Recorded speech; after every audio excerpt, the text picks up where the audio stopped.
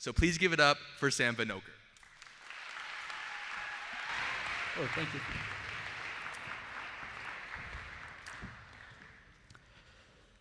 I'd love it if just for a moment everybody could picture something with me as I tell you a story from my perspective.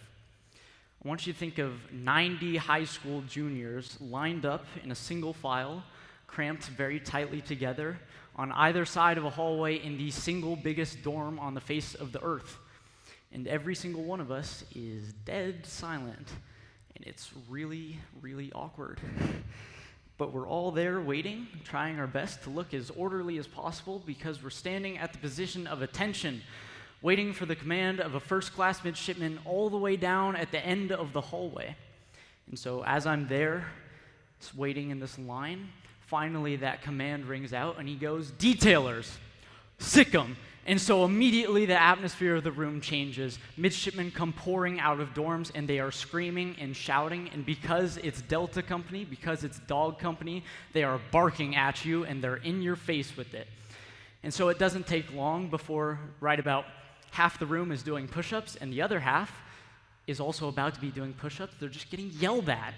And so as I'm processing everything that's happening around me, that's when a detailer beelines straight towards me and asked me a question that I had never really expected, which was, "Where's your nose?" So out of all of the questions that I had thought about, maybe chain of command, naval tradition, anything like that, the one out of left field in the back pocket that I didn't want was, "Where is your nose?" Because it's an unbeatable question. The answer to that question is, "Sir, it's on my face, sir."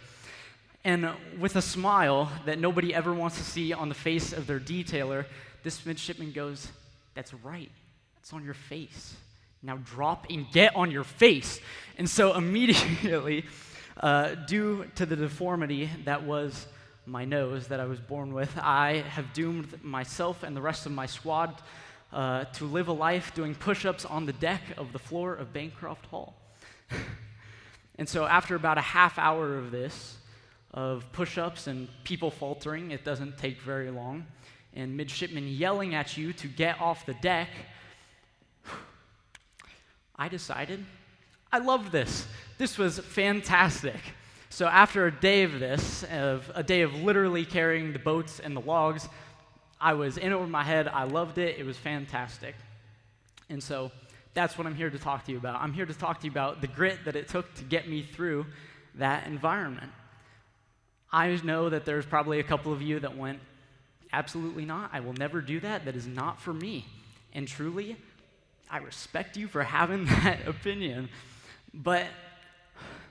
And that's completely okay. But what's not okay is never putting yourself in a position to experience an environment like that. Now, I'm not saying that everybody needs to just start repping out push-ups and pull-ups, or they need to get into running, or some extreme sport, but what I am saying is that you need to expose yourself to an environment where you need to have grit. Truly, I've learned that grit is so important to your character.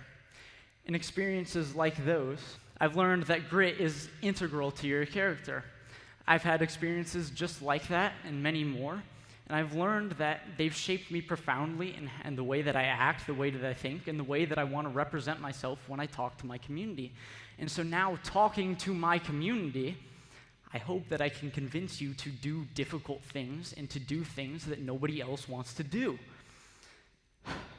It's really, really difficult to convince yourself to do that. But being where I am, seeing this whole speech is like a sales pitch. It's the easiest pitch I'll ever make. It's just a tough pill to swallow for you all. And so the goal of this speech is entirely to realize how grit changes you. When you show grit in whatever you do, because it doesn't have to be physical, you're a real person. You show vulnerability and fear, and you show that you can be adaptable. And so because of that, every single person you see on that slide that showed grit, that still has an open application to the U.S. Naval Academy, I still have a relationship with. I still talk to them. These are the types of people you want to surround yourself with in your life. And so it extends to everything. I, as a runner, have had the privilege of meeting some really fantastic people who, they shaped me and everything that I do. I've had fantastic teammates, I've had fantastic competitors, and they pushed me to do something that I thought I never could have done before. And so today, I'm asking you to look at the story of, doing push-ups on the deck of the U.S. Naval Academy and thinking, well, it doesn't have to be like that for me, but I do need to show grit because it gives me an environment that I will thrive in. It gives me people that I can rely on. And above all else, it gives me a mentality that is unstoppable. So please, I'm asking all of you, take a chance, put a little bit of faith in me in what I'm asking of you, and embrace the Sikkim mindset, which is that you need to get after it because nobody else will tell you what to do. So please, please, push yourselves to be better. Push yourselves to work hard, even when you don't know what else to do. All you have is your effort.